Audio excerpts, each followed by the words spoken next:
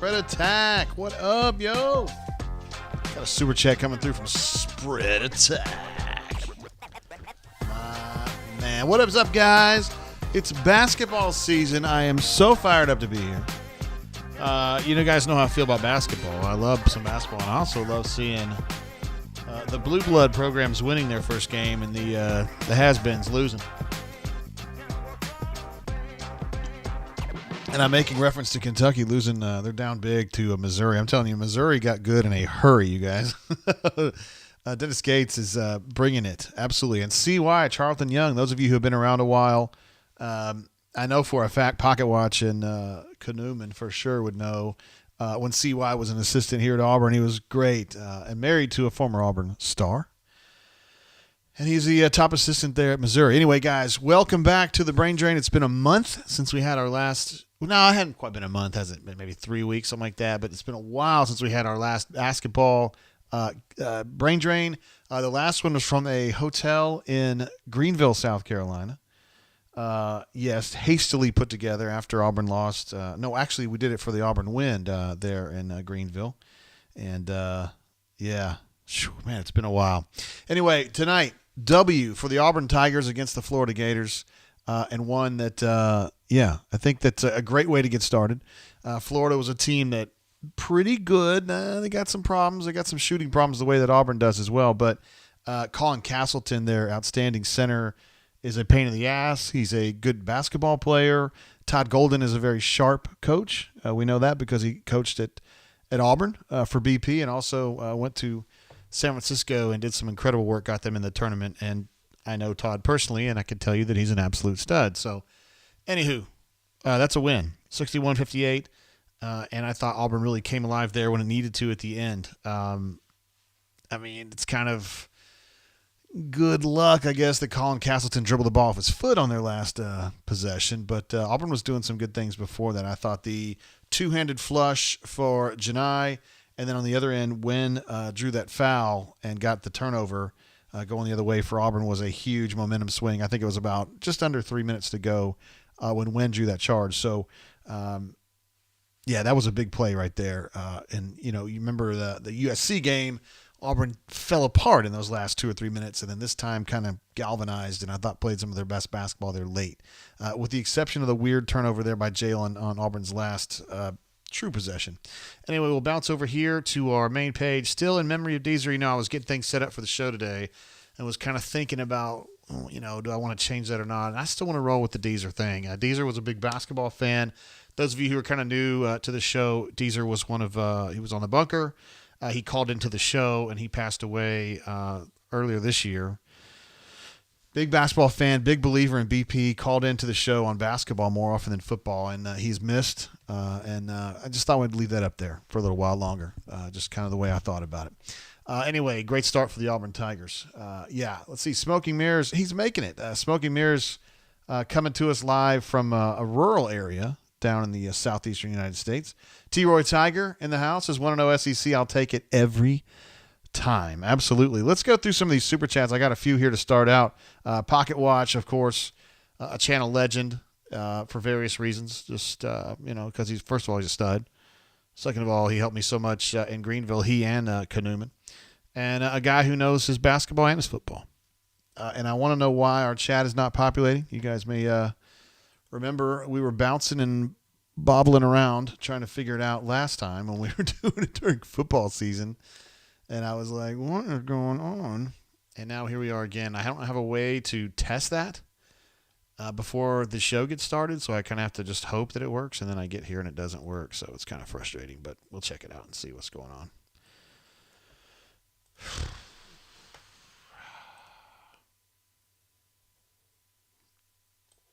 Oh, there we go. It popped up. That's what I'm talking about. Let's see if it can keep it, it can behave itself for the next however long we're going to go. Anyway, Pocket Watch says Auburn wins, and we're draining. All's right with the world. I am so fired up to be back here. I did change the lights a little bit. It looks a little bit like Dante's Inferno in here. I didn't realize it was going to be that orange, but my wife got me, wrong hand, the new, why is it changing color? Guys, I don't know why it's changing color. The Auburn logo, which I think is absolutely badass, old school. Courtney thinks it looks like Anheuser-Busch, which I don't necessarily think is a bad thing, but no, to me, that's old school Auburn right there. Newman jumping in, says, let's drain. We love the Canoeman. A huge supporter of the channel, a bright Auburn fan, and not someone who gets crazy with bad takes. I don't ever see that with him. Blake R. coming in from the East Coast. Says, Warren M. Eagle, JGT, welcome back with the drain. It was ugly, but 1-0 in the SEC. Yeah, not pretty basketball. I don't know if this team can play a lot of pretty basketball, at least in the way that things are going right now. This is a team that plays defense usually. I thought they had a couple lapses, particularly at the end of the first half tonight, but they rebound well, and they tend to rise to the occasion, probably because they have guys that have been on the floor so long. I mean, Jalen's played 1 billion minutes in his career. Janai, maybe less than 1 billion, but he's played a bunch. And then Wen's been playing a bunch too. So, when you're relying on guys with that much experience, good things are probably going to happen more often than not. You'd like to say the same thing about Flanny, but it didn't happen tonight.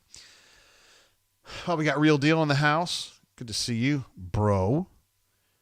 Spread Attack, as I mentioned right when we got on the air, super chat coming through all day slay. Never a doubt, JGT. Hey, I can give you applause on that one for sure. I still have this Deion Sanders one on here. We may not need that anymore. We need to change that. I need to find a John Chaney soundbite. That's what I want. Mark S. jumps in. Wardam JGT from AU Smitty. What up, man? Glad to have you here with us tonight, sir. Hope you're having a good time out there. We still have a couple other things going on, but I do have this Hirsch that I picked up yesterday at Charred Oak Spirits over in Auburn. Charred Oak Spirits is run by a guy named Brian D., and he is a bunk. He's an also hilarious individual, and he knows his bourbon for sure. But anyway, I picked this up over there. If you guys are still in Auburn and you like Hirsch, he's still got a few on the shelf as of yesterday.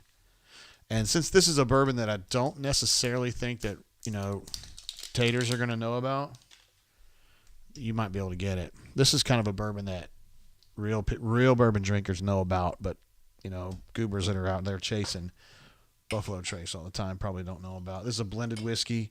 Mostly 4-year, but it's got some 7-year in it. It's out of Bardstown. I think the distillate is from MGP. 92 proof. Goes down easy. That's what I'm talking about.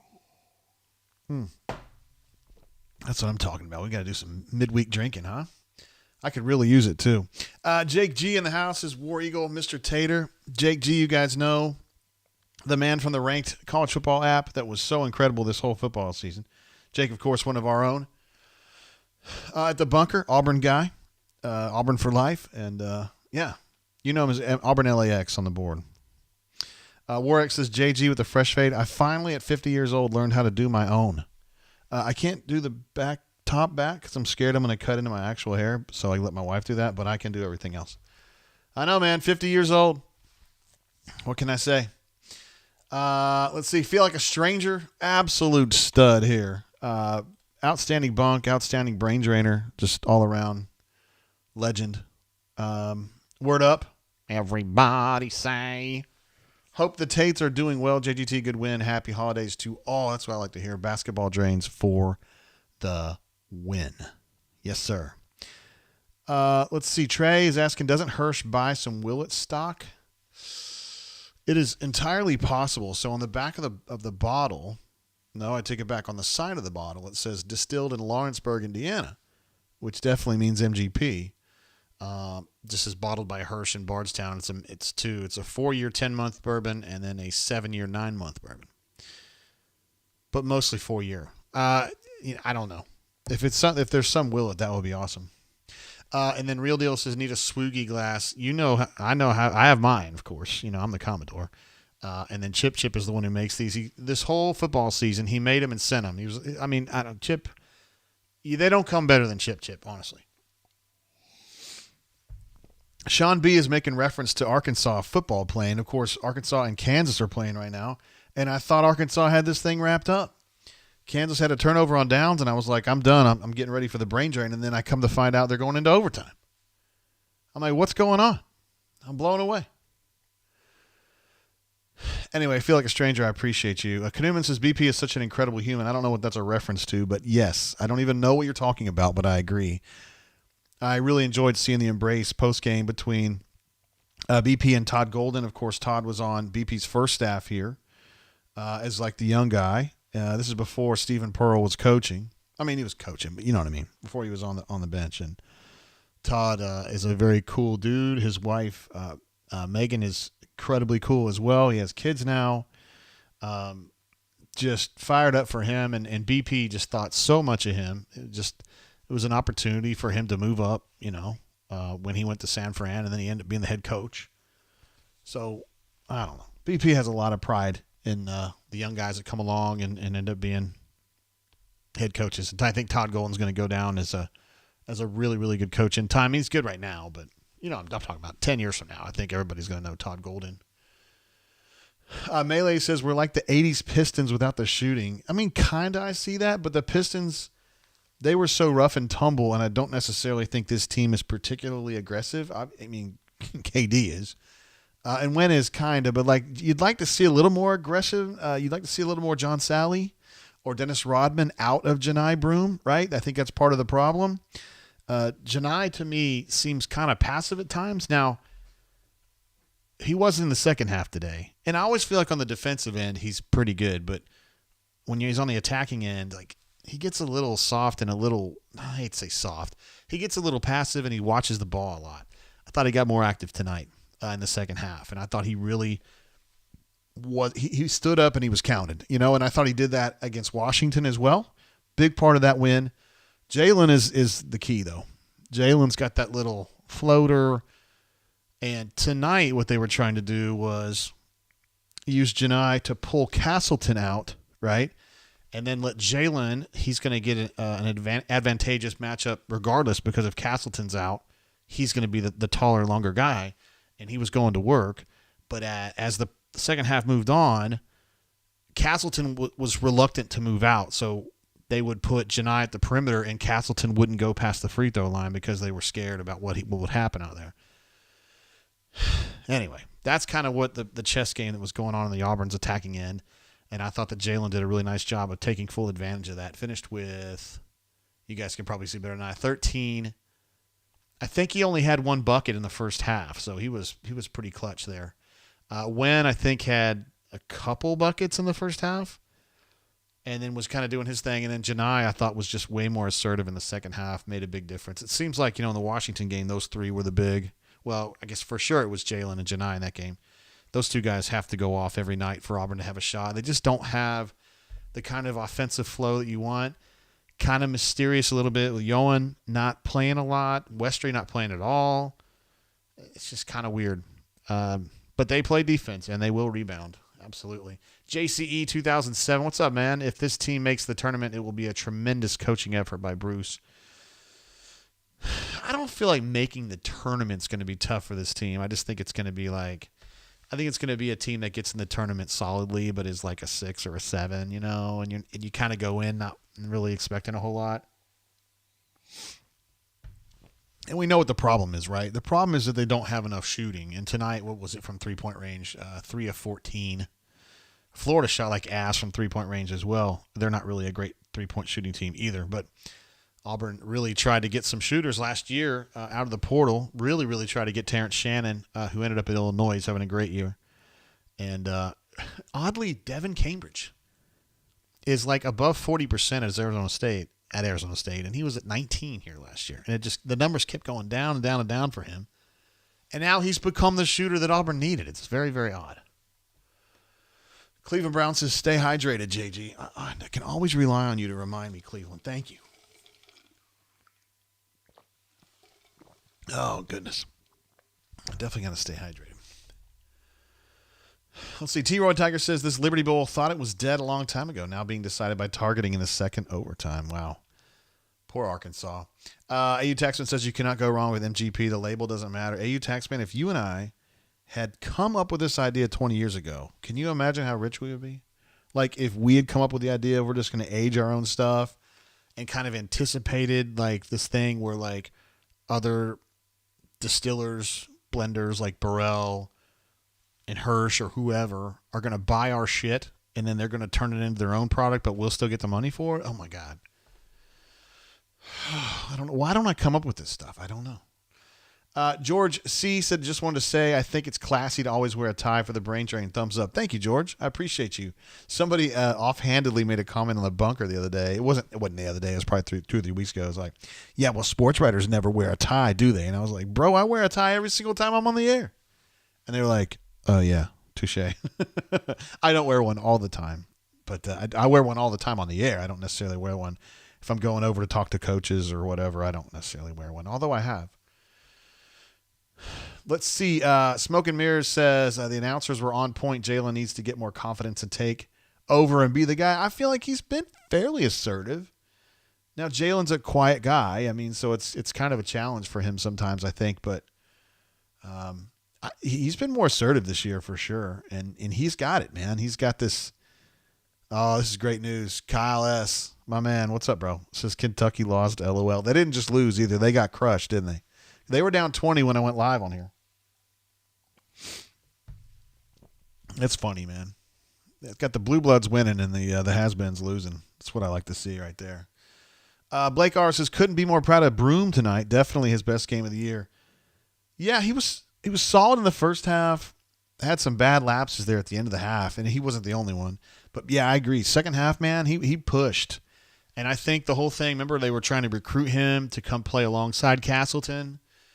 And I think Todd really talked that up to him, like you guys can be the Twin Towers and all this stuff. And I think tonight, and that particularly in the second half, I think I got a little personal there, not disrespectful or anything, but just like this is the guy, and I've got to show that I'm better than him. And I think he played great.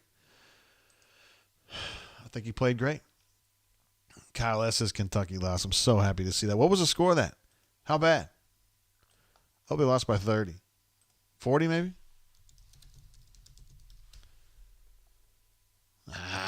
It didn't pop up for me real easy. I bet you guys know exactly what it is, though. It gave me a football score, unfortunately. Just like everything's football around here. 89-75, so 14 points. That happens sometimes. Yeah, it does. Purple Haze, what's up, man? I haven't seen you lately. I mean, I've seen you on the bunker a little bit. I haven't seen you here in the chat. Says Chris needs more minutes. I see what you're saying. I've given Flanny the benefit of the doubt since his injury, but he continues to regress. You know what? Honestly, dude, I've been a big proponent of getting off of Alan Flanagan's ass because I just kept giving him a lot of – because you remember his sophomore year, man. He was incredible. He was incredible at a time when they really, really needed some people. It was like him and JP, and I kept thinking this guy's going to be a star. And then, I had the setback last year, but he never really got it going. And I thought, well, this year, he's going to have not really any headwinds. He's just going to go straight into the season. And he's been kind of a backup, I mean, like yeah, it's frustrating to watch, I know. And those of you who are not negative Nancy's, I'm not. A lot of you guys aren't. I know it's still frustrating. And I'm sure it's frustrating for him, too. In my opinion, Chris Moore is a better basketball player than Flanny at this point, and BP agrees. I mean, he starts Chris at 3, and Flanagan comes off the bench, and I think they keep hoping he's going to be that spark. He's going to bring a spark, and we just haven't necessarily seen that lately, or yet, or whatever you want to say. Smoky Mirror says it's nice. Like tonight, I wish I wasn't permabant on Rupp Rafters. That is, of course, the board over there at Kentucky.Rivals.com.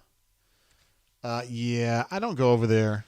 I've been over there in the past, and I don't know, man. I live that life, Some of my best friends are UK fans, and they're insufferable. I mean, I love them, but they have these takes on Kentucky basketball that are just like, if you're not part of that group, like if you're a Kentucky fan and they all start doing their, we still run the SEC shit, like it actually sounds normal to them. But like now that I've been down here as long as I have, and I hear them doing that talking, and I'm just like, I give them the bitter beer face. Like, what? Like, it's over. Like, the party's over. Maybe someday you're going to hire a coach like BP who can turn you around, but as of this point, it's over. I mean, Missouri's better than they are. Arkansas is better than they are. Auburn's better than they are. I don't know. All right. A couple other things I want to talk about. The bunker has been down on Marcus Davis. We do need to talk about a little bit of basketball. Marcus Davis was hired to fill out the staff the other day. Wide receivers coach comes over from Georgia Southern, a former longtime starter at Auburn, number 80, one early on in Gus's tenure. And then he hung around a little while working for Gus, kind of in an off-the-field role. Then he got a coaching job. I think he went to Hawaii. I don't know if he went to Hawaii straight off from here, but anyway, he was at Hawaii for sure, and I thought that was really cool. And he had a good time out there. I've kept up with him. And then he was at Georgia Southern, and he just got hired. Marcus Davis, I think it's going to be a plus. I did think they were going to hire the guy from Missouri, and I'm not sure exactly what the story was there, Jacob Peeler. I was pretty sure that was going to go down, and then it didn't. So I'll probably spend some time in the next couple of weeks kind of getting to the bottom of that. But I like Marcus Davis. I do like Marcus Davis. He is a man of faith, for sure. He is a clean-living cat, for sure. He's a very hardworking and earnest person, for sure. And there's kind of this feeling on the bunker where if you're hiring Auburn guys, it's wasteful, right? Like, you're just throwing them out. Like, we're just going to hire Auburn guys. Look, Marcus Davis is not that person. That's not a courtesy hire. I don't think he's like a superstar at this point. You're kind of there's some projection baked into that hire, right? Thinking, okay, he's going to be better than he is today. But Marcus works hard. Marcus is very serious about being better tomorrow than he is today. He's going to keep digging. He's never going to be a negative from a chemistry standpoint, and he's going to do everything you tell him to do and more. So I like guys like that. And I also think it's good on this staff to have some guys that have smaller egos or quieter people, because you got Zach, who has a very strong personality. Crime Dog has a very strong personality. Like larger than life kinds of guys. I think Ron, the defensive coordinator, is kind of like that too. And then you've got some quieter guys. Cornell is a little more assertive than he used to be, but he's still a pretty quiet, humble guy. Philip Montgomery's pretty quiet. The new offensive line coach is pretty quiet. Ben, the tight ends coach, is kind of outgoing. So, I mean, you got to have that mixture. I like it. Smokey Mirror says he's pumped up about the hire. Hugh loves up-and-coming position coaches, and Marcus is on his way to stud level. Yeah, I mean, I would just be willing to take that chance. I would be. But Jacob Peeler, pretty damn good, too.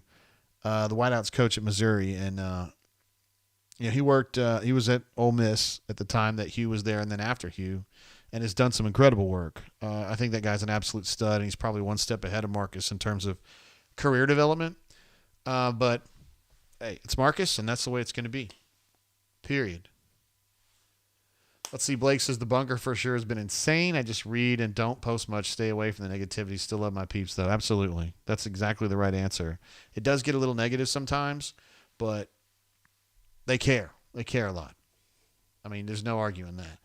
Rusty Shackelford in the house. What's up, man? How you been? I think you got a shout out this week. I think you got the lead shout out on the rundown. Excuse me. What I was thinking. He says Marcus Davis, future Auburn co-OC. Hayden H says good win tonight. What's up, Hayden? Hayden's with us a bunch during football season. Love to see him over here with the basketball team. Love starting conference play with a WJ. Appreciate you, brother. War Damn Eagle. Hayden, absolutely love you, man. Glad to have you here on the show. Another legend checking in from the Montgomery area. Also an attendee at the official auburnsports.com Christmas party.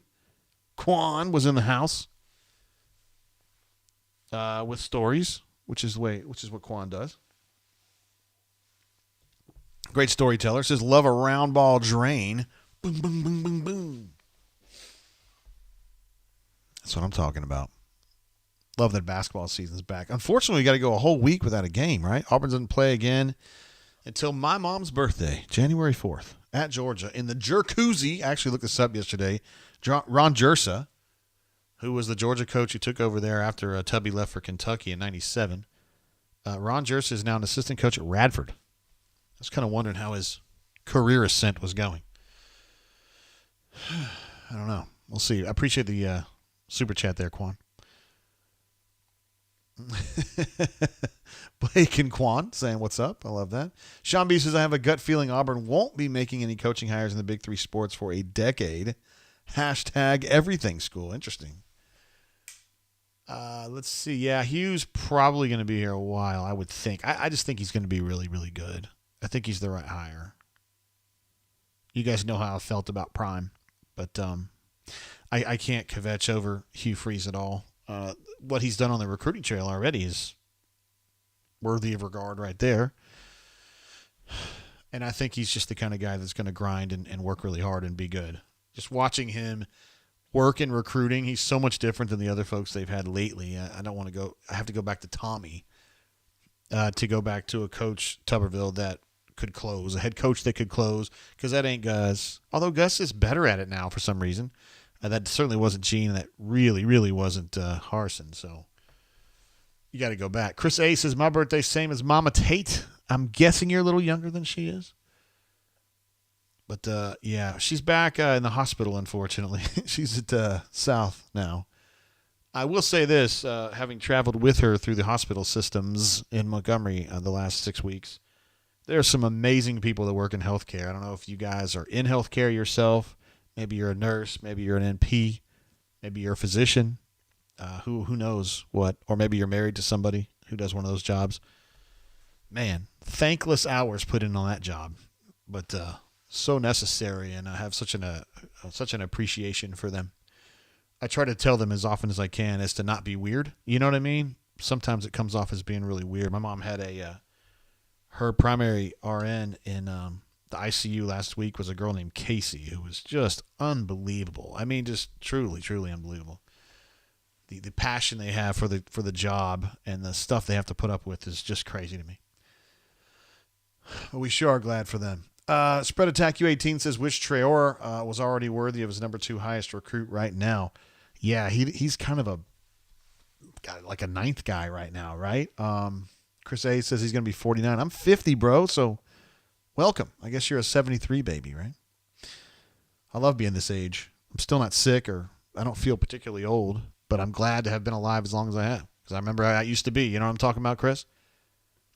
Social media's made a lot of things less enjoyable. Yeah.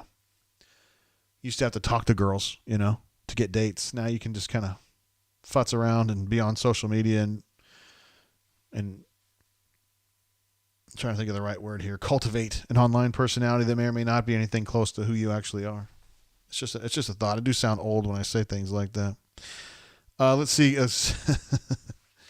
I love when my phone blows up. My man, Corey, he's one of the channel legends, Corey, 4AU. Says, poor Flanagan, I know he plays hard and he cares, but he's a liability. Yeah. He says he thinks Semo deserves 30 minutes a game. Semo's a weird 3, right? He's definitely not a prototypical BP 3. He's not explosive necessarily. He's kind of a poacher, right? He stick backs, finishes on the break, gets a couple shots, can hit them. This is kind of a weird 3, but he's an effective 3, and he's a great team guy. He's a great chemistry guy. He gives you hustle every single game. You don't have to key him up or anything. When I talk about this passivity that Auburn shows, exhibits, it's usually not him. He's usually bringing it all the time. Let's see. Smokey Mirrors said his wife just had surgery a couple weeks ago, and her nurse staff was amazing. Hope Mama Commodore is better soon. Thank you, bro. Yeah, I'm just not someone who's in a hospital very often. I haven't been in there in a long time, and so I guess I kind of lose touch with how important those roles are. Yeah, so many people in there, and sick people, and they need help, and they need love, and they need attention, and they need validation. And so as anyone involved in that with patient care, again, whether you're a physician, NP, LPN, you're out there doing it. And as LL Cool J would say, you're doing it and doing it and doing it well. Kanuman jumps in. Look at this. He provides a super chat just to remind people to smash the like button. Unbelievable, guys. We only have 18 likes right now. It's crazy. I know it's tough to get big numbers viewer-wise on a midweek game. particularly in December. I don't know what it is about. Maybe I have seasonal affective disorder. I don't know, but like when it gets dark around my house around 4:50ish, I don't know. I get tired at like 8 o'clock at night. I think my body's just used to like getting tired 3 hours after the sun goes down, Whereas, in the summertime, the sun goes down at like 9, so I'm good at midnight. I could never make it to midnight now at this time of year. Anyway, Kanuman, appreciate you with another super chat. Ravine in the house as well, channel legend. I mean, there's not enough great things to say about Ravine. It's just what it do, JGT. Not trying to put high expectations on this team, but something's got to change. Wow, our offense is so stagnant. Got to move better. That is exactly what it is, right? It gets stagnant. It gets like 4 outside, 1 in, or 5 outside, 0 in. And they just kind of ball watch and wait for Wynn to do something, for Trey to do something, sometimes for Zepp to do something, and it just gets a little stagnant. I'm not exactly sure why that is.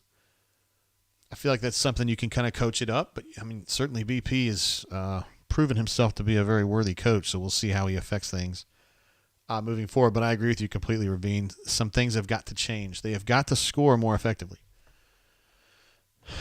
And I just don't know if there's a solution to the three-point shooting problem, right? Auburn's one of the worst three-point shooting teams in the country, which is still mitigatable, I think. Is that a word? Mitigatable? Can be mitigated if you shoot free throws.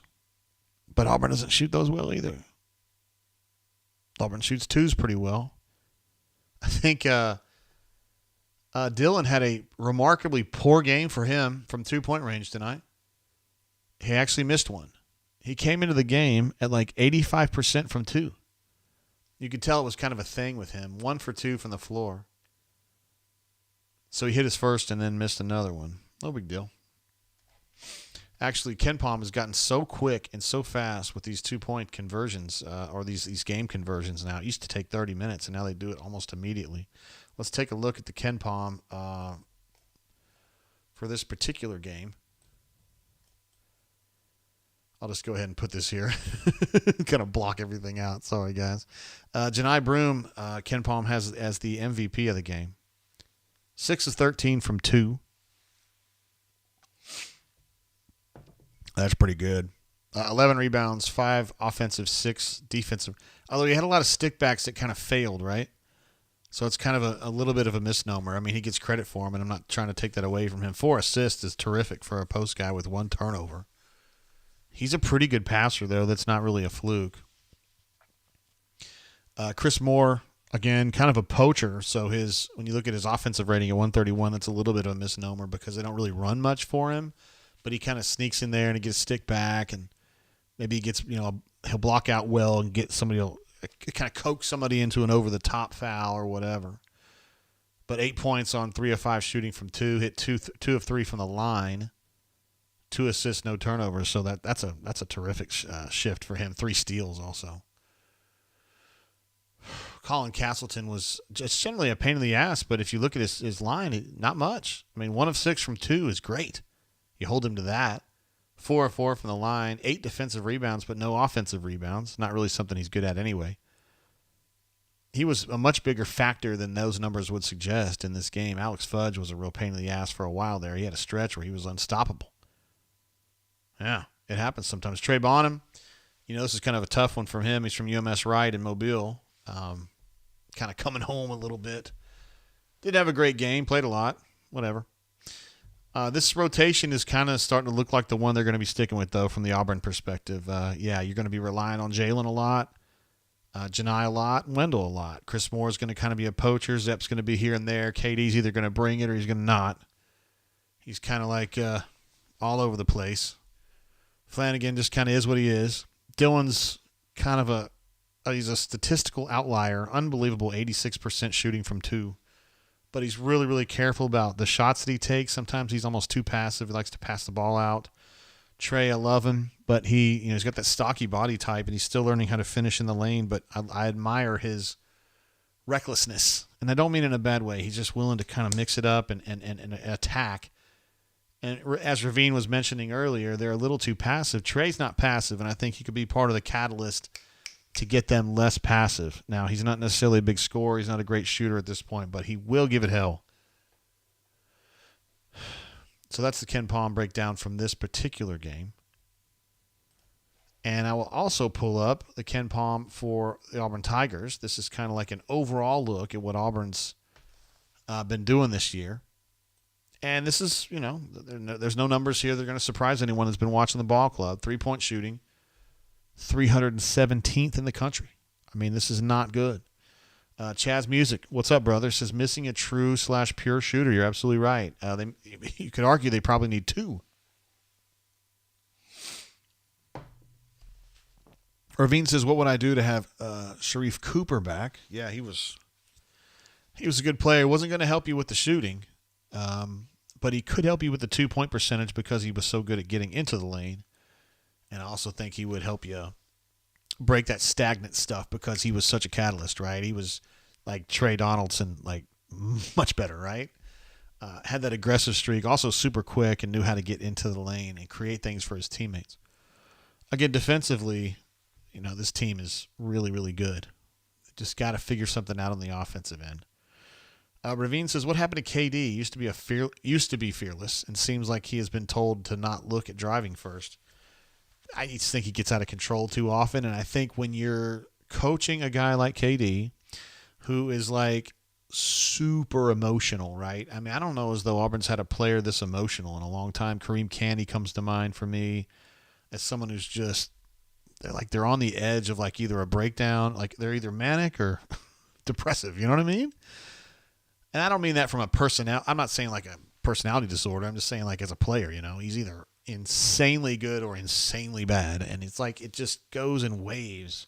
If he misses 2 shots, he just goes in the toilet, And conversely, if he hits 2, he thinks he's Jordan. And so I think they just try to find ways to kind of keep him in that middle area, Don't let him get too high. Don't let him get too low. And I think part of that is just chill out on the driving, okay? Yeah. I have to agree with what Blake's saying. As far as Sharif, and not to say that anybody would walk away from Sharif at this point. He's a terrific player, a terrific college player. But Blake, I'm with Blake on this. What he'd like to have Bryce and Jared back. Bryce Brown would fit in very, very nicely on this team, right? He'd be a big upgrade on Zep. I like Zep a lot, but Zep's a backup, I think. I think Zep's a really good backup. I think Bryce Brown is a superstar, too, in the college game. Is Pipe in the house? What's up? There he is. Pipe Layer Nick says, hey, everyone, happy holidays. Pipe, of course, our favorite Purdue fan. And Purdue is having a whale of a season on the court. Having a great season. Final Four aspirations once again. And they're looking really, really good. So, hey, man, I like Purdue as long as they're not playing Auburn. And, I don't think they will play Auburn this year. If they do, it's going to be a long time from now. Also made a good hire on the football tip as well. Happy to see you, Pipe. Stu Pup in the house keeps the streak alive. This guy, unbelievable. Hey, I guarantee you he's super chatted every single show we've ever done. He says only 14 3-pointers taken tonight by AU. I think that's smart, right? If you go in, Stu Pup, knowing you're not going to hit many, then don't take many. Look at the KenPom numbers over here. Auburn's top 3rd in the country in 2-point shooting. Bottom 3rd of the country in 3-point shooting. Push the 2-point shooting. Let Dylan shoot. Let Simo shoot. Let Janai shoot. Let Jalen try to hook him there at 8 feet, Makes perfect sense to me. So to me, that's smart basketball. I know that's what you're saying too. Stupa, appreciate the support, bro. You're always here for us. Johnny Be Good, I would agree. He says, reason we won is because we weren't chunking up threes. Yeah, we tried to play that game before. Purple Haze says, any rumblings on Westry? Is Bruce letting him get back to 100% and get his confidence back? I'm hoping we see him in the 2 or 3 when he returns. Yeah, BP said, what's it been, a couple weeks now, that he kind of regretted kind of bringing him along as a backup point, and he was going to kind of reimagine him as a different kind of player. Pocket Watch says the Canty path is something to be avoided. Yes. I didn't mean to say that they are similar people. They just both are very, very emotional. Kareem Canty is different than KD Johnson, for sure. But you know what I mean. I was just kind of talking about they got a very quick fuse. But yes, I agree with your statement, though, Pocket Watch. Ravine says, overall, I'm optimistic about the team. We have a high ceiling with this defense, but we got to work on getting better high-quality percentage shot. I thought they did a better job tonight, Ravine. It's a little unbalanced, right? Because they're avoiding threes. Tonight they actively avoided threes, and they accentuated twos. But you can do that when Janai is finishing in the lane like he was tonight. I thought he had some really nice finishes at the bucket. Jalen with that little left-handed little push shot or like a little hook, baby hook, doing some of that. Looks really good. It's helpful. That's a winning formula in my opinion on the scoring end. They just got to get a little bit. You're seeing them adapt, I think, from a coaching perspective, and I think BP's got some great coaches on that staff. Some great coaches, guys that have been together a long, long time. Rick Beauchamp says, any thoughts on the quarterback portal? Yeah, first of all, they're going to have to get somebody from the portal. I mean, I'm not buying this stuff about Robbie Ashford and, oh, yeah, they're going to get their mitts into him and get him straightened out. Maybe they do, maybe they don't. But they're going to have to get a number one quarterback from the portal. I don't think it's going to be Grayson McCall, though. I just don't think they can get him in. And I think Florida kicked the tires on that, couldn't get him in. So they have, all of these teams have ideas about guys where if they go into the portal, they're going to approach him immediately, okay? And Auburn's got, I don't want to get into details, but Auburn's got 4 or 5 guys they're watching. If they go in the portal, these are guys that are at smaller schools, guys that if they go in the portal, they're going to make contact immediately. I don't think they're tampering. And I think sometimes you hear these people whining about tampering. I remember the Mississippi State guy like 2 weeks ago was talking about all these people tampering and shit. I don't think you have to tamper. They're just ready and waiting. It looks like tampering, but I don't think it is. But yeah, they got to go get somebody. I'm hoping to get a little more information on that. I've kind of been, in a way, like out of pocket for like the last month because my mom has been in that vortex of like in the hospital, at a rehab center, assisted living, nursing home. Like she's in that vortex, and she's been in the hospital 3 times in the last 5 weeks. She's currently in the hospital. Just got out of ICU yesterday. So I've just been really caught up in that, and I honestly haven't put as much time and effort into getting information that I should. I'll be honest with you. I don't know what to do. My sister's gone, and it's me. And my wife's been super, super helpful, like huge. But, it's got to be me. I got to be the guy that takes care of the situation. I know a lot of you guys have been praying for her and praying for me, and I appreciate you guys. I wasn't trying to turn this into anything about me. Just wanted to let you guys know about that. Sean B says, random thought, Auburn dodged a bullet with Lane Kiffin.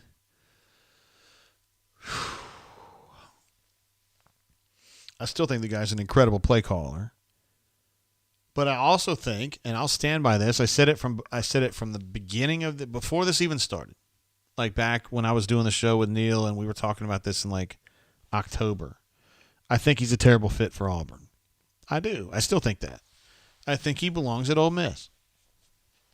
And he's doing his thing. I don't think it's fair to assess Lane Kiffin looking at the high school kids he pulls or doesn't pull. Because that's not really something he's accentuating. He's very open about this. He's going to build through the portal.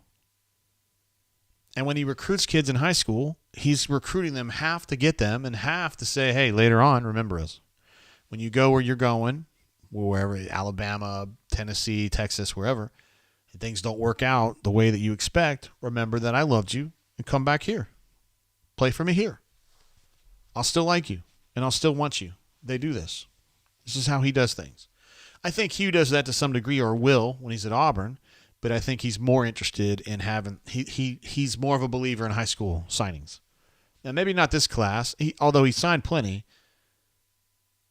he's definitely going to have to do a lot of portal work. I don't necessarily think he's going to be a number one Mr. Portal guru going forward.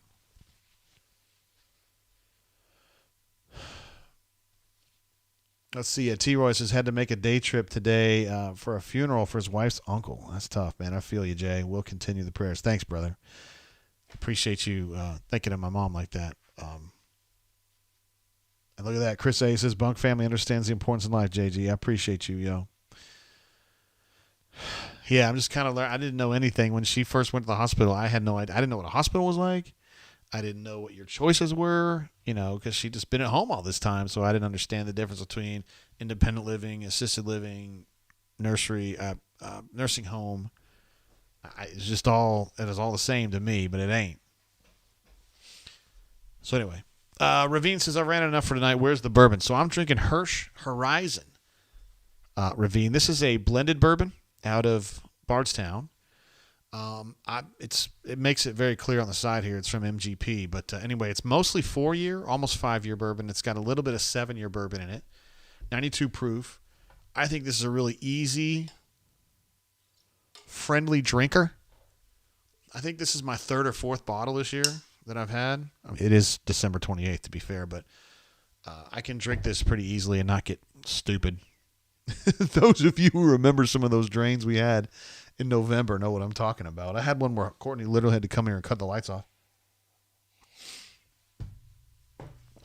Just going through a few of my notes that I wrote during the game. We've talked a lot about the game already, but just a few notes, maybe some things that I hadn't mentioned. Castleton's first bucket was at 6:38 to go in the first half, which was kind of a harbinger of things to come because he was not a big part of their offense. I guess he was a big part of their offense. He was not a big part of their scoreboard performance. Like he had a bucket, maybe 4 free throws tonight. I put 4 minutes without a field goal late in the first half. They were too pacey. They were getting too hasty, Auburn was. I thought KD was too hyped at that time. Major defensive lapses late. They conceded an 8-0 run late in the first half. Saved only by Wen had a long three-pointer at the buzzer, right? That kind of snapped that rut. But Auburn had a bad final 2 minutes of the first half. They came out playing better defensively for sure. Some notes from the second half. Jalen coming up big late. He had that little push shot from about 10 feet. Got him going. And I thought he was a really, really important part of what they were doing there later in the game. Castleton not rotating with Broom on D. We talked about that earlier. Auburn was pulling Broom out to the perimeter to try to pull Castleton out. And really that was so Jalen could have more or less uncontested shots from 6 to 8 feet and not have to worry about rim protection. But at some point, Castleton refused to come any further than the free throw line. That would be an awesome time for Janai to just pull up and hit threes or hit 15-footers, which he doesn't really have. But it would have been cool. But anyway, Florida was being smart with Castleton, I thought. I mentioned this a little while earlier. Janai had the big dunk, the two-handed flush on one end. Florida comes down on the other end, and Wen draws the foul and creates that turnover. That was with about it was 2:50 to go, so 3 minutes to go. And I thought that was just a really big turning point. Up to that point, Florida had been up like 2, 3, 4, 6 points in that range, almost all the way through the second half. But at that point, it kind of switched, and Auburn got ahead by 2 or 3, and I thought that changed it. And then I mentioned Jalen had that critical turnover. Auburn's last true possession of the game, they had actually pulled Castleton all the way out past the free throw line against his wishes. He was matched up on Wen, so now you got to go to the post. He rolled it over to Jalen. Jalen was trying to get that ball into Janai really quick, who was going to have a dunk or a lay-in. Unfortunately, Fudge saw that coming and just picked off that ball, and I thought, oh, shit, because Auburn was only up 1, right? They got that turnover, and now Florida had the last shot. But Castleton dribbled it off his own foot, and that was the end of the game, really. Let's see. Pipe Layer Nick says, bowl game drunk with J-Dubs last year was legendary. Pipe has been here. He knows. I'm trying to think of my all-time drunks, man. Like the Ole Miss drunk from was it 2 or 3 years ago? I was absolutely off my ass on that one.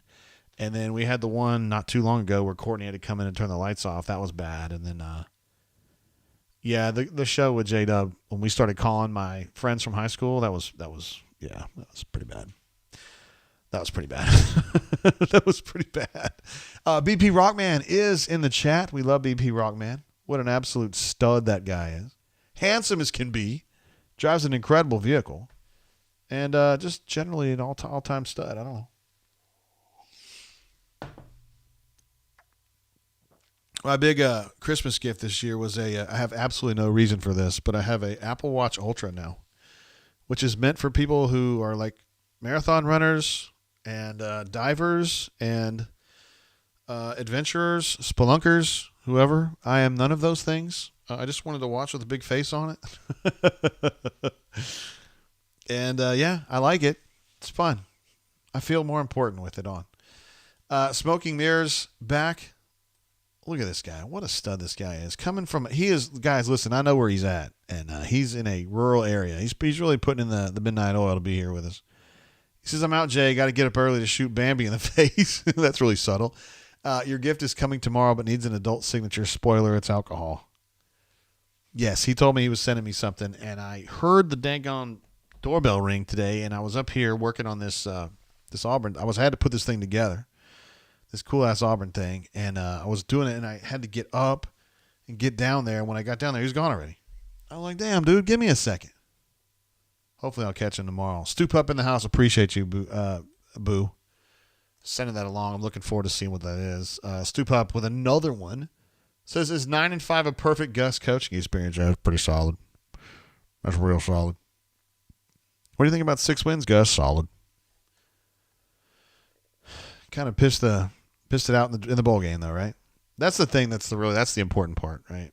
Is that he loses the bowl game. Leafy says, am I a channel legend? Not quite yet. Pocket Watch says, some say drunk, others say insightful.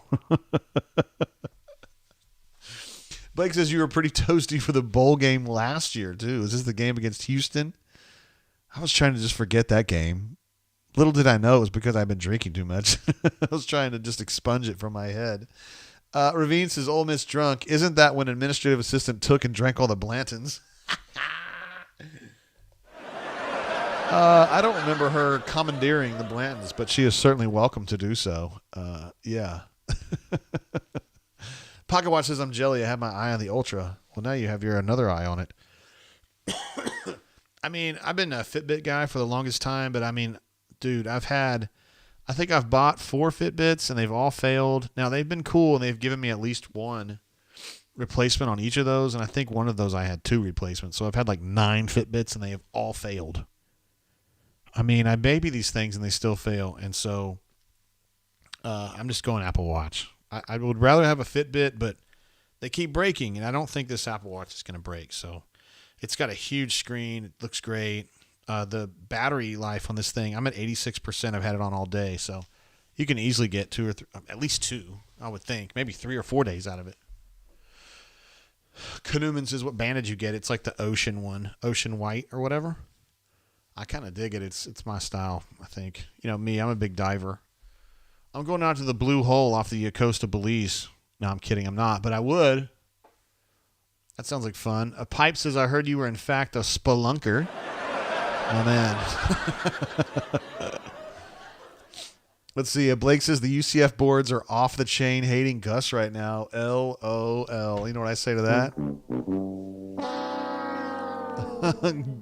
Buckle up. Solo Tigre, my man. What's up, bro?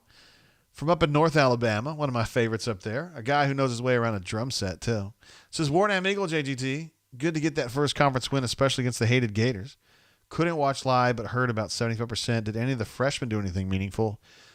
Nah, Trey was he was a backup, and he was pretty good. Not as good as he was against Washington, but, it's okay. He probably played 15 minutes. Yohan barely played, and I don't think Chance played at all. I don't think I heard any of their names. Yeah, they didn't do much right now. Let's see. Pocket Watch says he does not do backcountry mountains. BP says, figured I would say hello, bro. You know, I'm texting you. I was texting you trying to check on you, bro. See what's going on. I hadn't heard from you in a while. Hope you're doing good, man. That's all. BP says he's dealing with a lot, man. Listen, man.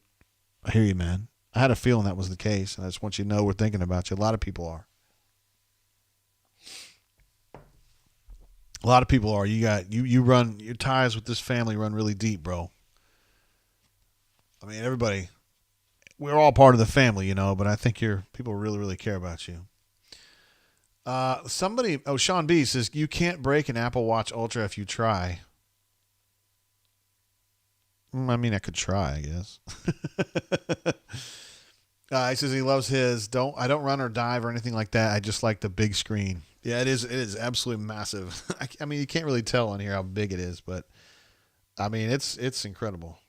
I love it. It also does blood oxygen, which my mom, she's got pulmonary problems, so her blood oxygen is all over the place. In fact, when she went to the hospital the other night on the 23rd, she had a blood oxygen of 55, guys. Really, really bad.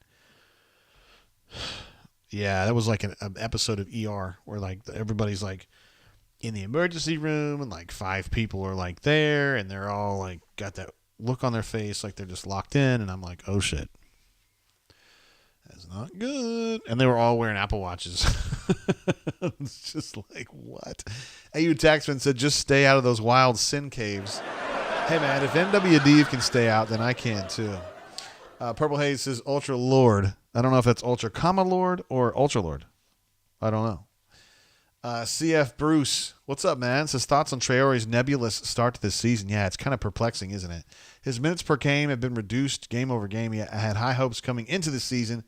He could provide solid minutes at the 4. I did, too. You know, I thought he was really making a lot of progress. He was surprisingly effective in Israel relative to age, right? And then watch him in preseason practice. He was playing good basketball. Really since the season started, they just haven't really been pushing him too much. And Jalen has been such a, I guess you'd almost say like a revelation at 4. I mean, he's so far and away like the best choice at 4. But, I mean, he can't play like Tez Robertson minutes. I mean, he's not going to play 38 minutes or whatever. So, yeah. I thought we'd see more of him. And Chance, too, for sure. I need to dig into that a little bit more. That's a good question, CF. Hopefully by the time I have the next show on next Wednesday for the Georgia game, I can give you a better answer on that. I feel like a stranger said, are you seeing any progress from Yohan? He seems slightly less lost, but still no factor. Do you think Westry will find a role in the next month or 2? I just got to get a little more intel on that and try to figure out what's going on there. I would be absolutely floored if Yohan had gotten in any trouble or anything. So I think it's just a matter of him coming along and them just feeling like Jalen is their best. You know, Jalen's the heart and soul of this team right now. I mean, him and Wynn. I still don't necessarily think of Janai that way. He's an effective basketball player, and his defense is huge. But I'm not trying to say he sucks or anything. He's great, but he just doesn't. I don't see that clutchness from him that I do from Wynn and Jalen. So to me, you just got to stay with Jalen right now. You got to push him as hard as you can and get as much out of him as you can. Ravine says, got to run, working early tomorrow. Love that. Basketball drains are back. They have a little bit of a different tone because we don't go 6 hours, but you know what I mean. Have a great show. We'll be rewatching tomorrow. Keep on keeping on, JGT. Your mother and family will be in my prayers. Thank you, Ravine. Thank you very much. She could use them, and I appreciate you thinking of her, and also just you for you being a stud like you always are.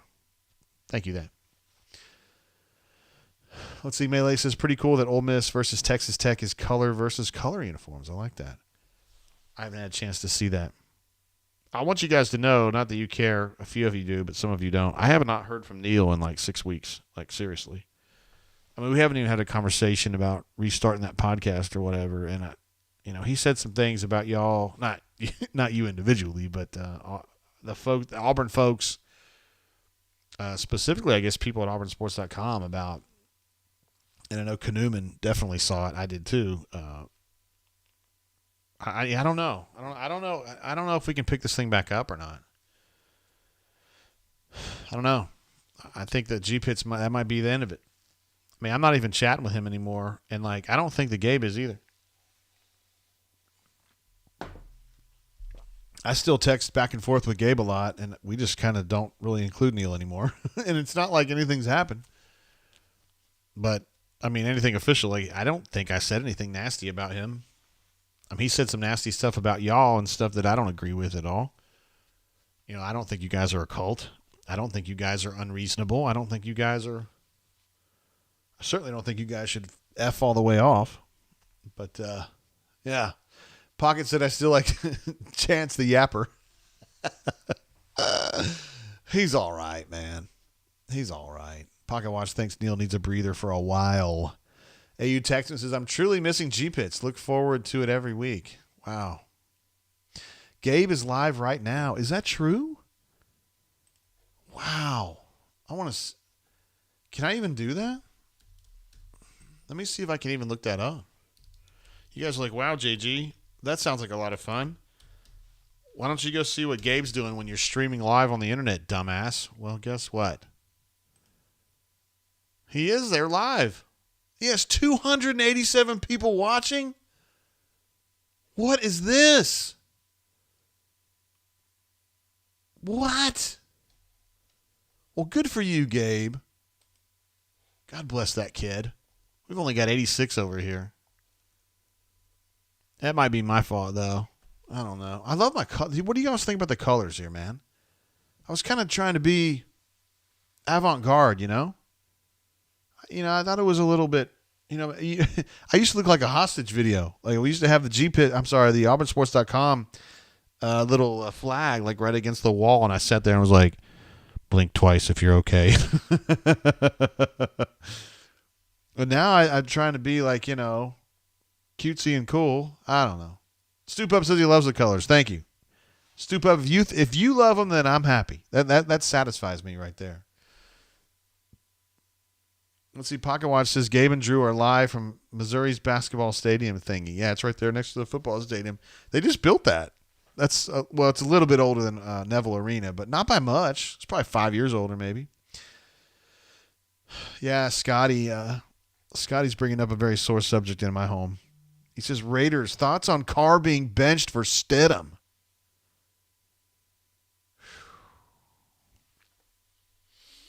This has been a bone of contention in my house for a number of years now. Because, my wife is not a fan of Derek Carr. I think she likes him personally, but she thinks he can't get it done in the red zone.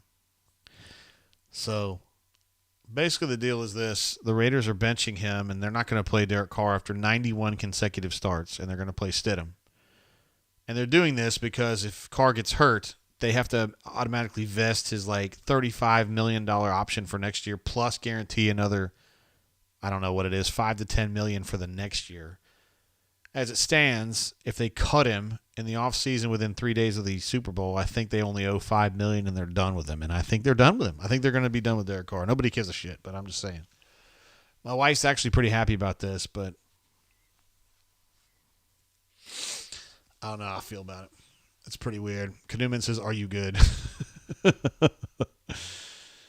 Stoop Up says, Steady ain't it, Raiders fan, but they're trying to trade/cut him. I think that's it. I feel dirty about it because I love Derek Carr personally, but he's leading the league in interceptions. I watch every snap he plays, and he just doesn't make many good plays. He's just average at best. At best. Blake says he had a whole season with Devontae Adams, and he was still the same old Derek Carr. Yeah. Yeah, you're right. Yeah, I don't know. Whatever. Hey, man, look, I still love the Raiders no matter what happens. I don't know. We'll just figure it out. I don't know if you guys are Raiders fans, if there's any of you all out there. I watch every single game. I watch every snap of every single game. It's like my number one thing I have to do every week is watch all the Raiders snaps. And they've had some great wins this year, but they've also given – I think they have an NFL record most games conceded after having a double-digit lead in one season. I think it's 5 or 6 now. It's ridiculous. At this point, when the Raiders get up 10, I'm like, we're going to lose. Sean B says, I was shocked Stidham was still in the league. What? He's all right. He's Auburn's McCarron, but less douchey. Yeah, he's certainly less douchey than that. He's all right. We're going to find out if he's any good, I guess. This is going to be his first chance to really play much. He was just kind of a lightly used backup with the Patriots, and then he came over here, and he's been playing behind Carr. He's only thrown 30 or 40 passes in his NFL career. Let's just see what he can do. I'm glad to watch it. We'll see if maybe he can get something done in the red zone, because there's one thing's for sure, Derek Carr ain't going to do it. Well, guys, what else we got? Any football issues we want to talk about? Man, this scouting report's been up here a while, hasn't it? Again, it's going to be a whole week before we see another game. A game at Georgia is next week. It's tough, man. It's tough to go. We're going to skip the whole weekend. Sheesh. Then you got Georgia, who's bad. They're really bad this year. They just barely beat Ryder tonight, and they're just not very good. And then you got the January 7th showdown with Arkansas. That is going to be inside Neville Arena, so that's a plus. But as you guys know, Musselman's been really, really good with Arkansas. His recruiting paradigm, it just blows my fucking mind. I don't understand what he's doing. Like, every kid that we ever talk to always says, yeah, Arkansas called. Like, they must have, like, a switchboard full of people that call. I don't know how they can even keep in touch with 300 people, but they do it. Anyway, that Arkansas game is going to be a big one. Then you got at Ole Miss. Ole Miss is not very good this year, but Auburn's had some trouble over there in the Pavilion. Mississippi State is decent this year. Actually, they're pretty good. They were undefeated for a long, long time. I still don't think they're awesome, but like they're good. At LSU is going to be a problem. Man, that's a tough game. At South Carolina, probably not. And I still remember that SEC tournament game. So this isn't a terrible first part of the season. You know, I kind of divide it between the SEC Big 12 Challenge. Before that and after that, I'm not really worried about after that because I feel like that's like next year. Well, it is next year, but you know what I mean. Like I feel like it's way down the road.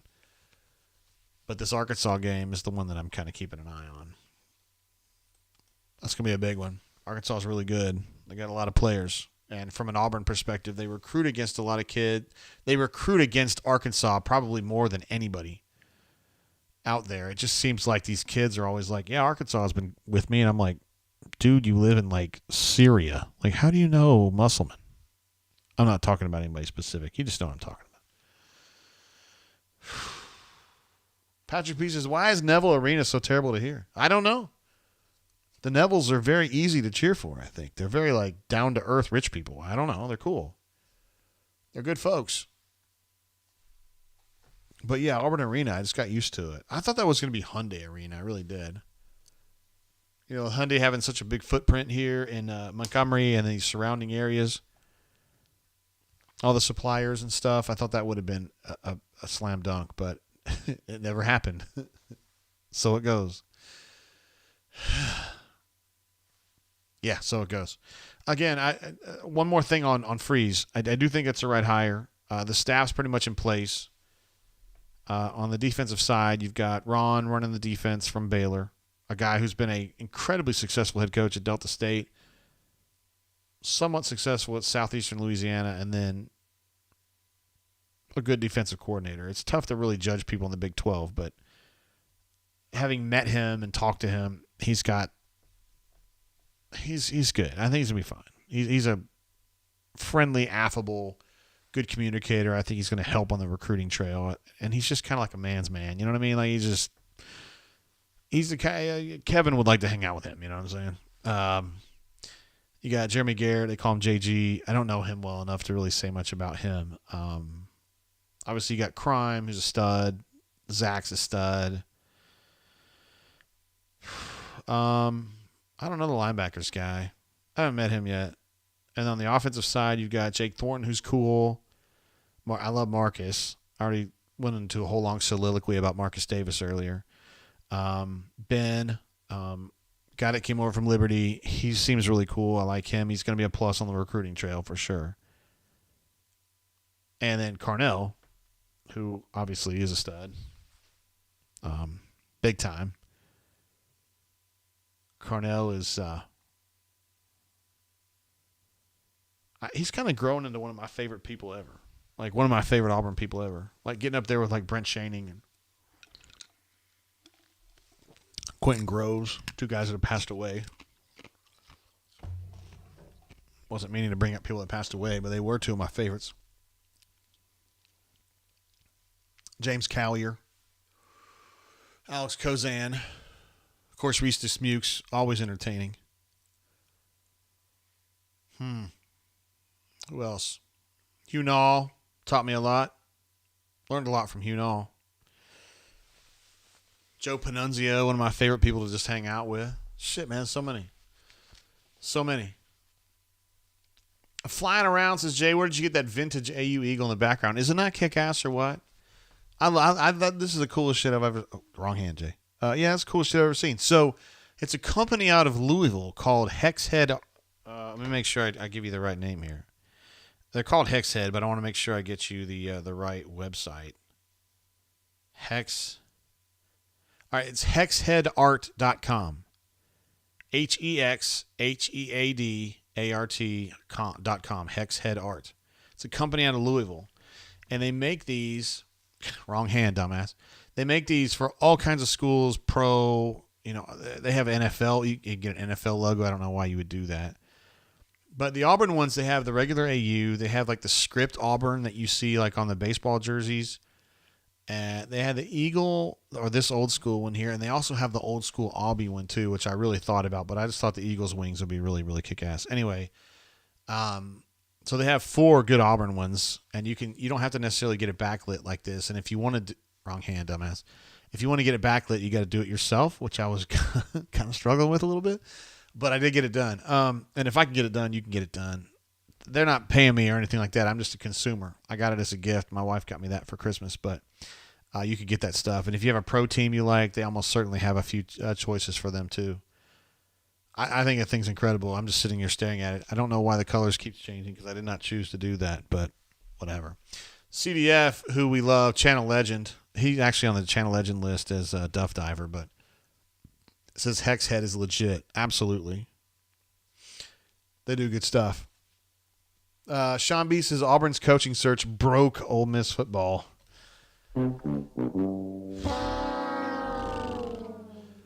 Let's see. Purple Haze says, which current player will benefit the most from our new defensive scheme? So I would think that's going to be somebody who plays like Jack Backer or defensive end, somebody like Elijah McAllister, who's coming in from Vandy. Oh, what a kid that guy. You're going to love this kid.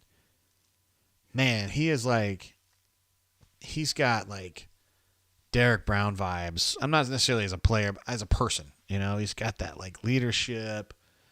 Oh, man, he was really impressive. The tailback from Mississippi State, Dylan, I don't remember his last name, Dylan Johnson maybe? He's supposed to be committing pretty soon. That kid has a real personality you guys are going to like too. I really like those two. Anyway, I think Elijah McAllister is going to be like a strong side end, kind of like, he's trying to be like Marlon. I mean, he's not trying actively, but I think he'll end up being like a Marlon Davidson type guy. Strong side end, give you a lot of hustle, high work rate, that kind of guy. I think that's a guy who can benefit a lot. And I think a guy like Robert Woodyard, okay? I think they kind of pigeonholed him last year a little bit too early and saying, okay, he's a developmental player. I don't think these guys are going to see him as a developmental player. And I wouldn't be surprised to see him jump in there and get some snaps right away. So he's a guy that I think can benefit from that too. That's a great question, man. Thanks for doing that. Patrick Peace is colors changing uncontrollably. Shrooms kicking in. Yeah, I think I can fix that though, bro. I think I can. Let's see. The problem is that sometimes when I hit this button, the other colors change, but I don't really give a shit. Whatever. Yeah, I picked this color. It's like Coastal Carolina blue. It just looked good on the video. I mean, like if you do the actual Auburn blue, like it doesn't. That looks purple to me. Pink is not really an Auburn color, but whatever. Yellow, I mean, not really. We'll just go orange. Fuck it. But see, I was thinking we were too orange anyway, but I don't care. I love orange. Look at CDF jumping in, yo. Boom, got him. This is Duff Diver on the Channel Legends list here. He goes by either. Can we run down the basketball roster and ask if they're meeting expectations or not? We are meh. Simple as that. Free throw percentage and 22 are poo cheese. I do have a basketball depth chart around here somewhere. Let's see if I can find this bad boy. I have not updated it. Yeah, here it is. Now, guys, it's gonna be out of date. I'm warning you right now. I will switch it. I will affect it. Hold on. We'd also have a super chat coming through from CWT 3611. What's up, bro? No message offered, but no message needed. Yes, it's coming through loud and clear, CWT. I'm going to holler back at you here in a second. We're going to try to do this basketball thing here. Okay, so it's going to be probably a little bit out of date. Shit, it's not that out of date.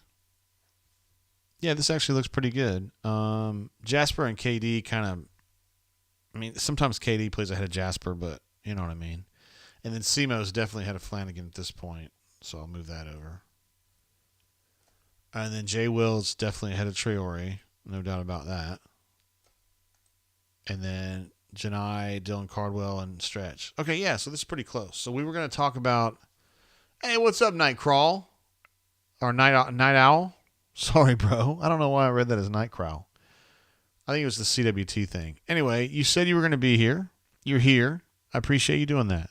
And also, glad to have you, bro.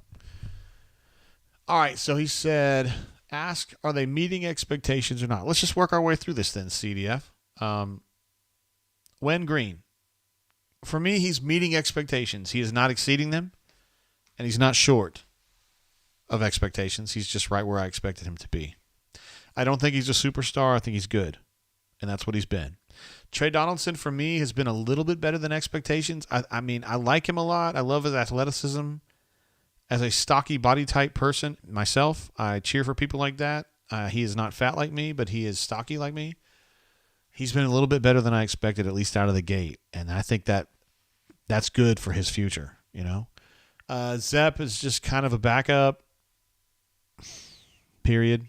KD, kind of a backup for me.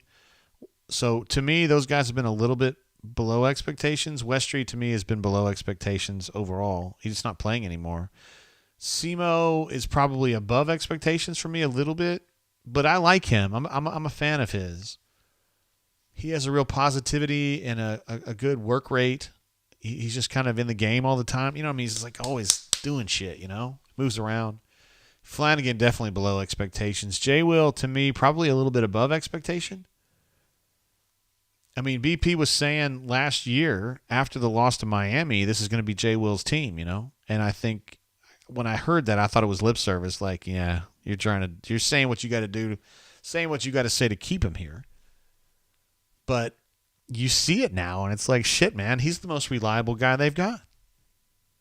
And he's a real pain in the ass, particularly if Janai can kind of lure any kind of rim protection out of the bucket there. And J. Will's even more effective. So to me, he's a little bit above. He might be way above expectation for me. Now, you guys might have rightfully thought that he was going to be really good. I was just skeptical. Traore, to me, is a little bit below expectation. Janai is about where I thought he would be. He's not a star at this point, I don't think, but he's good. And I think coming up from Morehead State to here, I mean, he's a great defensive player. Offensively, maybe not quite where I thought he would be. So to me, he's about on par. Dylan's been a little bit better. He's kind of a weird player in the sense that he's scared to shoot and he'll only take really, really high percentage shots, which is good in a way. He's probably leading the country in shooting percentage from two. He's like 86% or something ridiculous like that. I literally think he's like 28 of 33 from two this year. But he's not a guy he's not going to give you 15, you know. He's not going to play long enough, and he's not going to shoot enough. And then Stretch is, you know, Stretch. I did see Stretch's, he proposed to his girlfriend, and she said yes, so I'm fired up about that.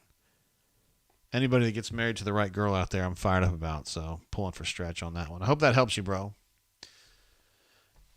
Let's see. CDF says Wen Green, field goal percentage is slightly up. 3-point shooting, free throw shooting, and assists are down year over year, just a little bit probably, right? I've always thought of Wen as kind of like a distance shooter, not necessarily a high percentage shooter, right? He's kind of a holy shit shooter. Like, wow, he's going to really shoot it from 27? You know what I mean? I don't ever see him as like a 40% guy. He just doesn't hit me that way. So to me, he's more of just kind of an auger. You know, he's kind of he's an auger. Or as Serge Gnabry would say, you know, he just kind of gets things going for other people. And he's a distance shooter. He's just not necessarily a great shooter. You look at this group right here. I mean, your best 3-point shooter is probably Jalen. I mean, I think statistically he is for sure. And I don't think that's good. You don't want your power forward to be your best 3-point shooter. I mean, Chuma was good, but he was playing on a team with Bryce and Jared who were better, you know. I think it's a big-time miss to not have a 3-point shooter on this team. I think that's a real problem. I think I'd underestimated how big of a hit that was going to be. Autaga, what's up, bro? Or yeah, you're probably trying to say Autaga. Rank the Auburn point guards: Jared, Javon, Sharif, and Wen. Interesting. Okay, so for me, okay, I have to. Well, everybody has biases, right? Okay, I was not blown away by Sharif the way that some people were, and I'm willing to say that I could be wrong about it. And maybe there's parts of his game that I'm not valuing the way that I should. But so for me, I would say Jared 1, he's a Final Four point guard. So that's a big plus for me. 2 for me would probably be Javon McCormick. This is just for me. And I'm not saying he's as athletic as Sharif, but Javon could really get downhill and he could shoot a little bit. Sharif couldn't shoot at all. So I think I would put him in the order that you had him, Autaga. Jared, Javon, Sharif, and Wen. There's probably a lot of people that would put Sharif 1 or 2, and I just didn't see it, man. I mean, he's an incredible athlete, and he's the quickest point guard of those 4. And I think that when he's really on, like if you're talking about a SportsCenter highlight, he's the guy that's going to do it. He's going to do some fucking behind-the-back pass off the back of his head or something, and he does incredible stuff like that, but he couldn't shoot a lick, man. He's the worst shooter of all 4 of those. And I mean, he was like far and away the worst shooter of all of those 4. I just wasn't. I wasn't in love with him. I liked him personally, but I didn't. I don't see the genius there as much. CDF says he agrees with my assessment. JGT doesn't look good when so many key players are below expectations. You're right. I mean, that's a lot. I was surprised as we were kind of working our way through that how often I was thinking they were below expectation. Yeah. Night Owl says, loving this. Didn't love the game, but I think Broom is getting better. He sucked the first several games, maybe hurt. I don't know. Like him much more lately. Trust him almost. Yeah. I just think he was kind of getting in the flow in the first few games. I mean, dude, coming from Morehead State to this level is different, particularly in the SEC. And I know we were talking about games that were like a month ago, and he's up to speed now. He definitely showed that he belongs on the court in the SEC tonight. He had a fine game, and he's had other ones. I mean, the Washington game, he's really good in that one too. But I do think there's an adjustment for him, and I don't think he's like this super-duper warrior guy. I think, you know what I mean? He's a good basketball player, but I think he's more of a finesse, technical guy more so than a rough-and-tumble dude. Kind of more like Chum. Chum was more of a three-point shooter than him, but they have they kind of approach the job the same way. And they have a similar kind of personality. I mean, Chuma is more of a moon unit than probably any basketball player I've known. He's just he's an odd character. Kind of like a Cam Newton, kind of out there a little bit. Where I don't think the Janai is, but they're both just kind of like they're approaching the job the same way. Autaga says, huge fan of Javon. Totally overrated. I mean, I'm sorry, totally overlooked. Underrated. I think he just kind of came in as like it's an add-on to that class, They had missed on somebody big, and they got Javon, and then he ends up being a really good downhill attacking point guard.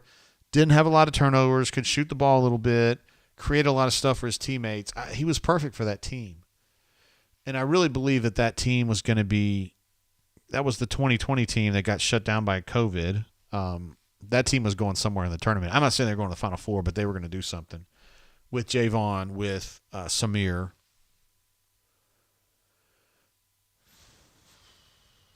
Let's see. Blake says he thinks Wynn is ahead of Sharif. Yeah, I don't know, man. I don't know, man. That's just a personal thing. I'm not saying you're wrong.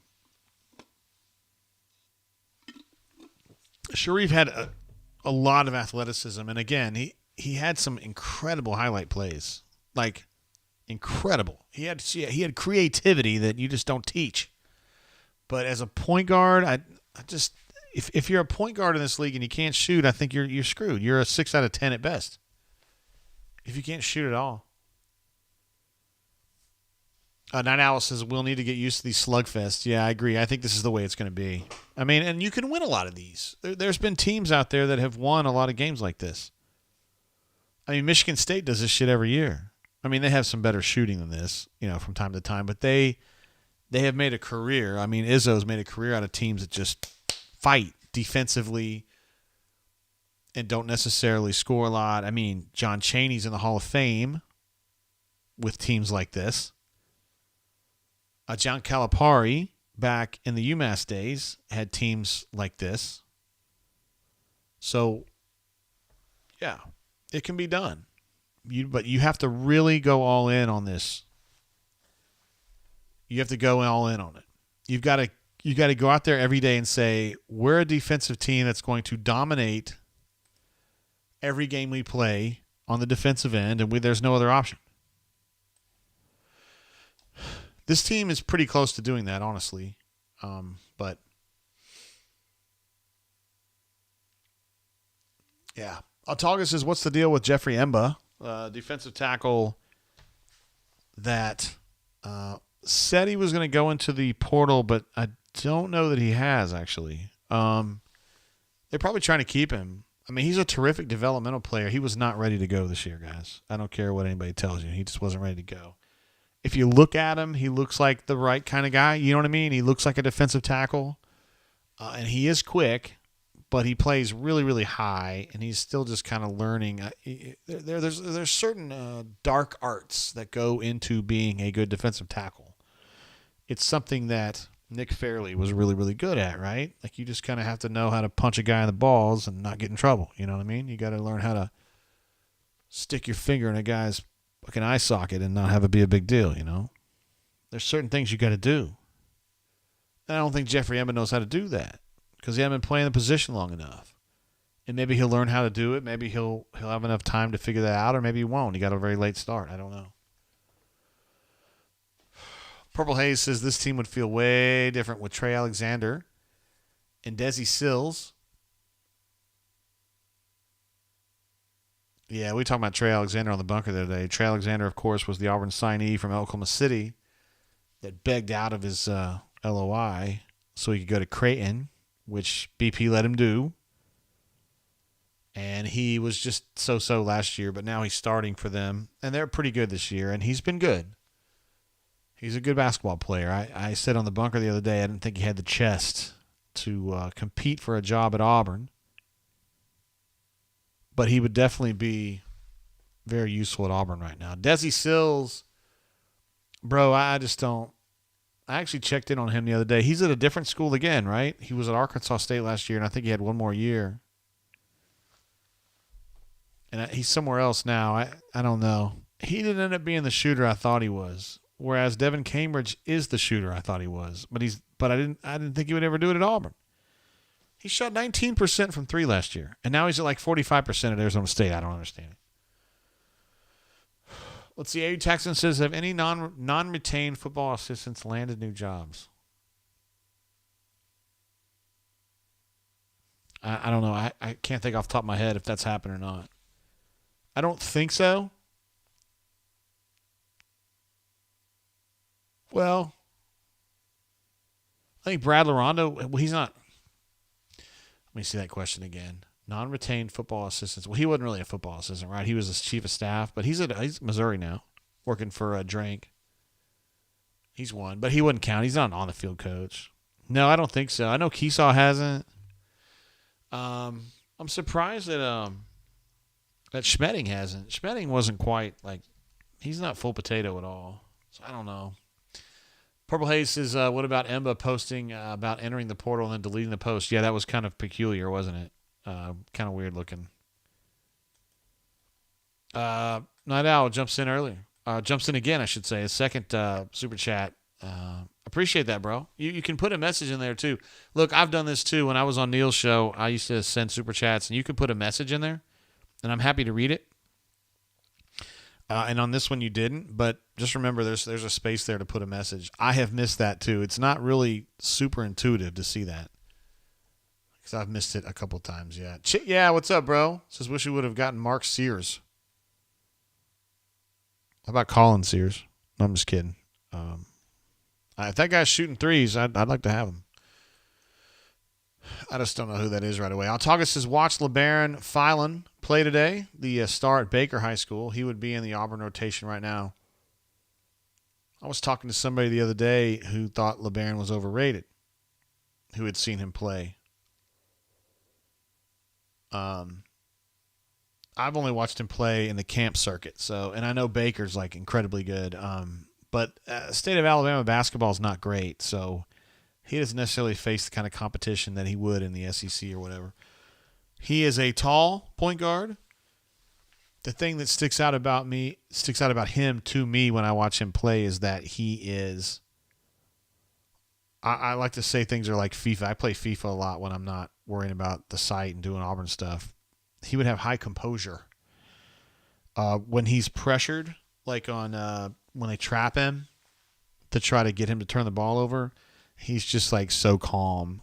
Like he doesn't get freaky out. He doesn't get freaked out about traps and any kind of weird exotic defensive strategies that opponents throw at him to try to screw him up. He just handles stuff really, really calmly. And when he's on the ball, he is not panicky.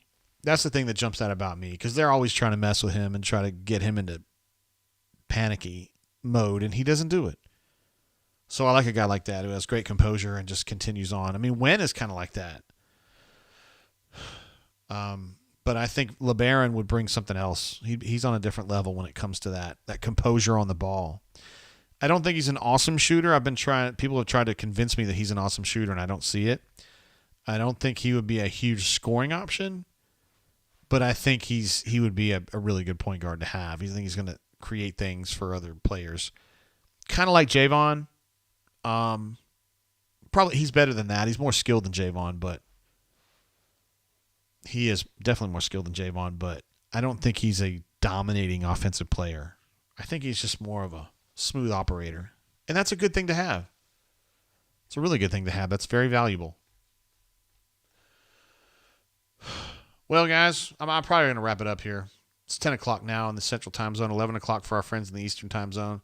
We do have for the stream, a lot of folks on 90-something, but probably wrap it up there.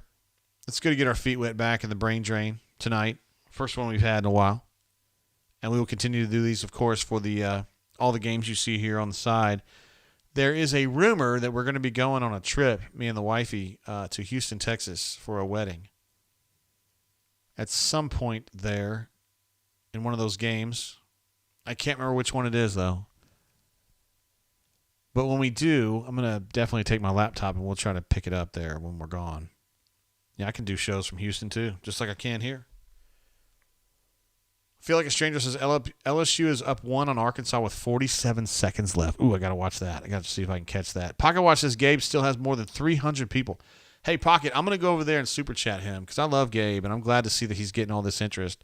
I think the Missouri people, they love basketball. I mean, they want to love basketball. Remember when we were kids, well, you're younger than me, but when I was a kid, Missouri was really good, man. They had a lot of support, and they got lax and sucked for a while. But I think when they start getting good, people really, really care, and I'm glad to see that. I know you are, too, because you think he's a good guy. Yeah, my man says, War Eagle J, close call but getting better. And George reminds everybody to hit the like button before you go. Thanks, George. That's really nice of you to do that, bro. Pocket Watch says Texas A&M maybe. Shit, man. I don't remember. I think it's in February, though. I'm just not 100% sure where it is. I thought she said Vanderbilt, but I'm not sure. Anyway, that's a long way down the road. We're going to be doing shows, and everything's going to be Gucci. Anyway, guys, I want to thank everybody for the super chats tonight. And I'm going to go over there and drop a super chat myself on Gabe's stream if you guys want to go over there and raid him. I'm happy for him. Gabe's just really, really good dude. Really easy to pull for.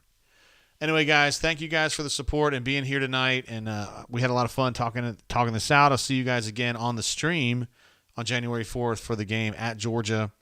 And I will see you, of course, in the bunker all day, every day, because I try to be there as much as I can possibly can. I try to be the most responsive moderator in American history. I really do. I try to be there all the time as much as I can to answer questions and just kind of hang out. Anyway, guys, appreciate y'all.